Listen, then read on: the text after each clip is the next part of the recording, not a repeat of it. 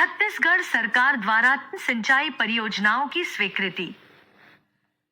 छत्तीसगढ़ सरकार ने बलरामपुर रामानुजगंज जिले में 3 मध्यम जलाशय सिंचाई परियोजनाओं के सर्वेक्षण कार्यों के लिए 10,78,49,000 रुपए की स्वीकृति दी है। इन परियोजनाओं का उद्देश्य जल संसाधनों के बेहतर प्रबंधन और कृषि उत्पादकता को बढ़ावा देना है। सरकार द्वारा यह निर्णय क्षेत्र के किसानों की सिंचाई संबंधी समस्याओं को दूर करने और उन्हें पर्याप्त जल उपलब्ध कराने के उद्देश्य से लिया गया है। इन 3 सिंचाई परियोजनाओं में शामिल हैं।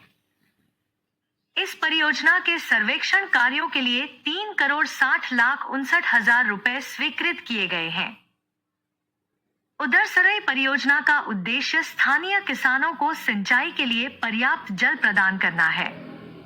इससे शंकरगढ़ क्षेत्र की कृषि भूमि की सिंचाई क्षमता में वृद्धि होगी और फसल उत्पादकता में सुधार होगा।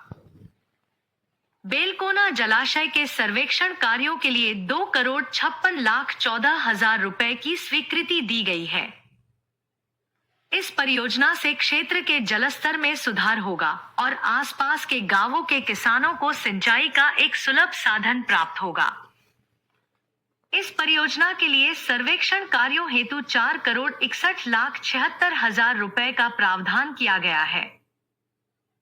चरगढ़ परियोजना से विकासखंड राजपुर के किसान सीधे लाभान्वित होंगे।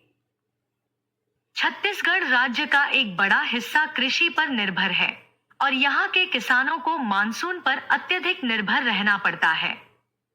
सिंचाई परियोजनाएं कृषि उत्पादन में स्थिरता लाने और किसानों की आय में वृद्धि करने के लिए महत्वपूर्ण भूमिका निभाती हैं। इन नई परियोजनाओं से न केवल सिंचाई सुविधाएं बेहतर होंगी, बल्कि ग्रामीण अर्थव्यवस्था को भी गति मिलेगी। सर्वेक्षण कार्यों के दौरान और बाद में इन परियोजनाओं के निर्माण में स्थानीय लोगों को रोजगार के अवसर प्रदान किए जाएंगे। परियोजनाओं के पूरा होने पर पानी की उपलब्धता बढ़ने से कृषि क्षेत्र में अप्रत्यक्ष रोजगार भी उत्पन्न होंगे। छत्तीसगढ़ शासन ने इन परियोजनाओं को प्राथमिकता दी है ताकि जल संसाधनों का कुशल प्रबंधन सुनिश्चित किया जा सके। मुख्यमंत्री ने इन परियोजनाओं को कृषि विकास के लिए मील का पत्थर बताते हुए जल्द से जल्द इनके सर्वेक्षण और निर्माण कार्यों को पूरा करने का निर्देश दिया है। सिंचाई परियोजनाओं के निर्माण से जल संरक्षण को बढ़ावा मिलेगा। जलाशयों के माध्यम से जल संचयन से न केवल कृषि भूमि को फायदा होगा, बल्कि यह आसपास के क्षेत्रों में भूजल स्तर को भी बढ़ाएगा।